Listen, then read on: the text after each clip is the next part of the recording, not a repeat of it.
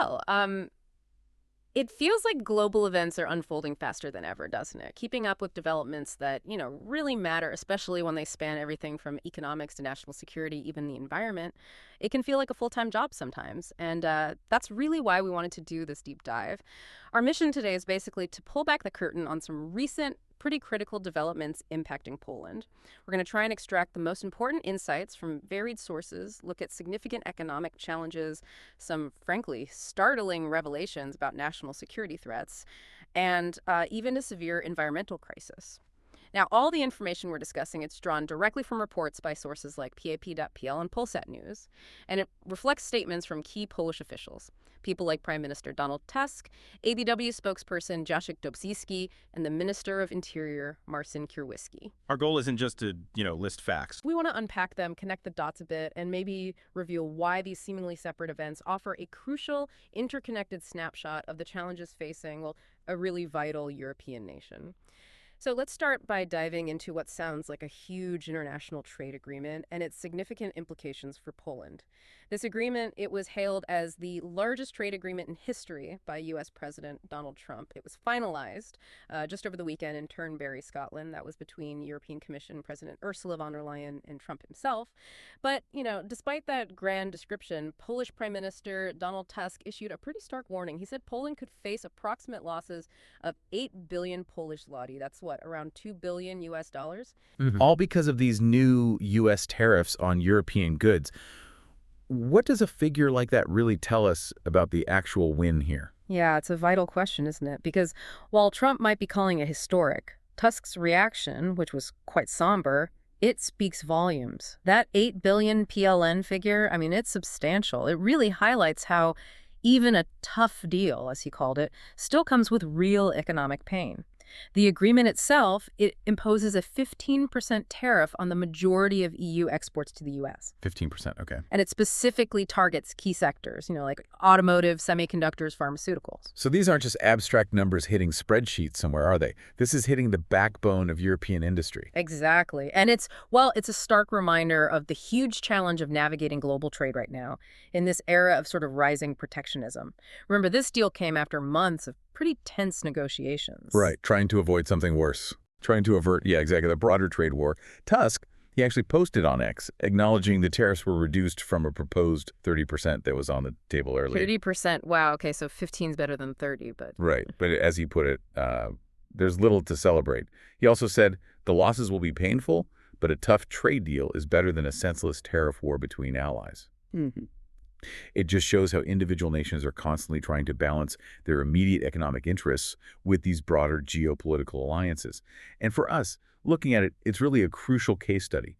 It helps you understand how global trade policy directly impacts national economies, specific industries, and maybe even the prices you pay for things far beyond the countries immediately involved. These ripple effects are very real.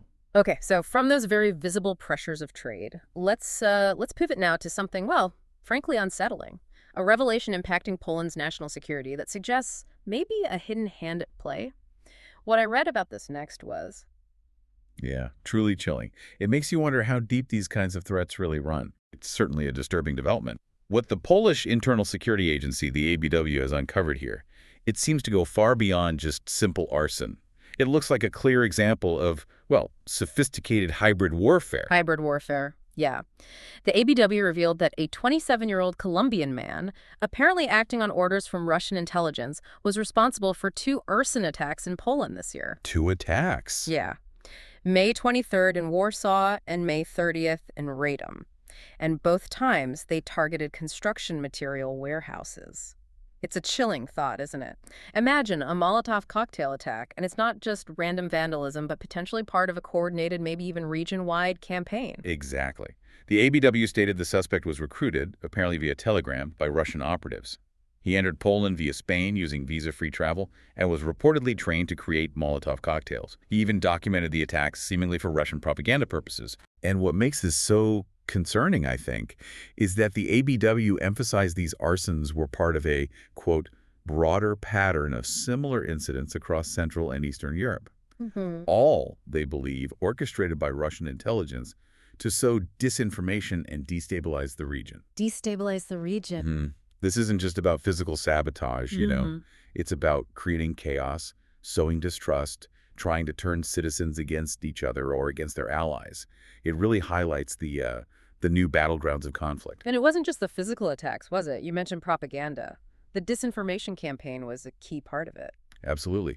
Russian media apparently put out false claims that the targeted sites were logistics centers storing military equipment for Ukraine. Okay, so amplifying the impact with false narratives. Precisely. The ABW spokesperson, Jacek Dobrucki, he highlighted how critical international cooperation was in countering this. He mentioned collaboration between Polish, Czech, Lithuanian, and Romanian authorities. That makes sense. And his warning was very clear. He said Russian services are not only orchestrating sabotage, but also dangerous disinformation to divide Poles and strain ties with the EU and NATO. Hmm. And just as a follow-up, the suspect, the Colombian man, was later convicted in the Czech Republic for a similar arson attack. That one was on a Prague bus depot in June 2025. He got an 8-year sentence for that. 8 years. Yeah.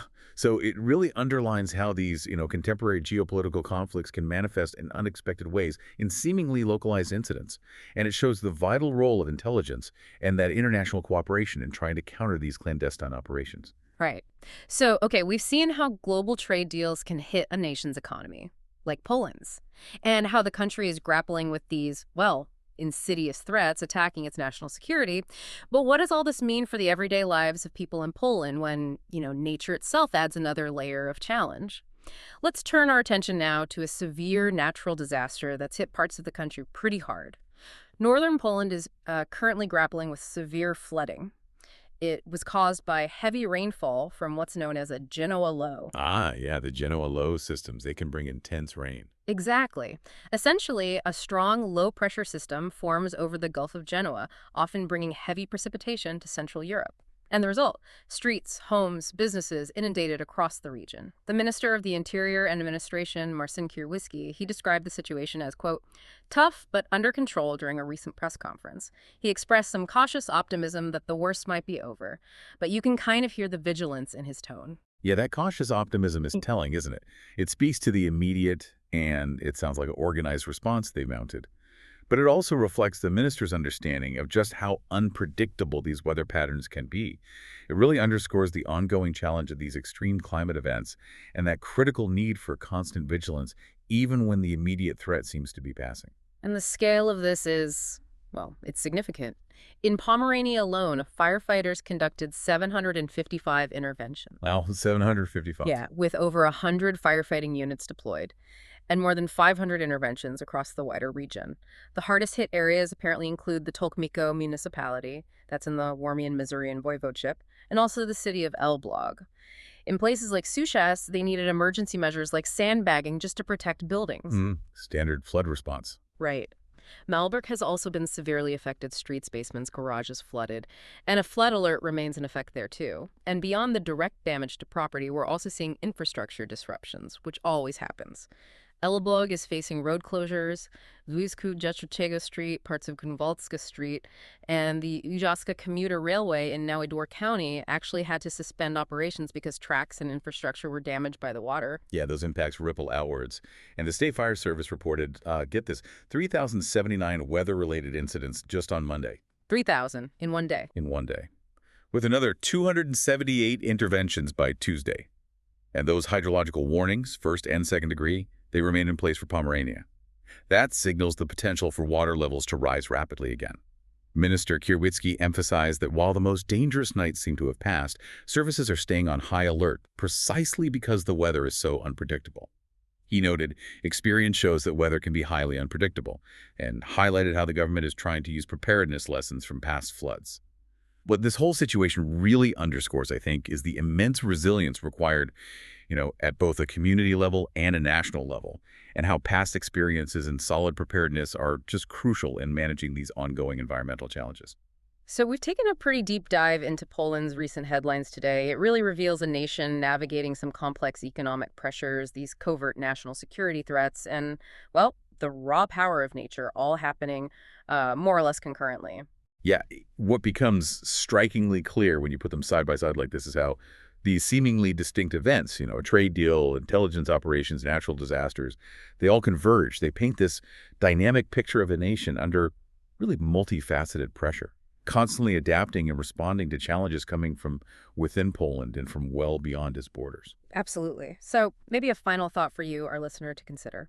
When you look at these three very different challenges facing Poland, the economic, the security, the environmental, what underlying strengths or maybe vulnerabilities you think they reveal about the country's position in the current global landscape? And perhaps what lessons might they offer for other nations facing similar complex pressures?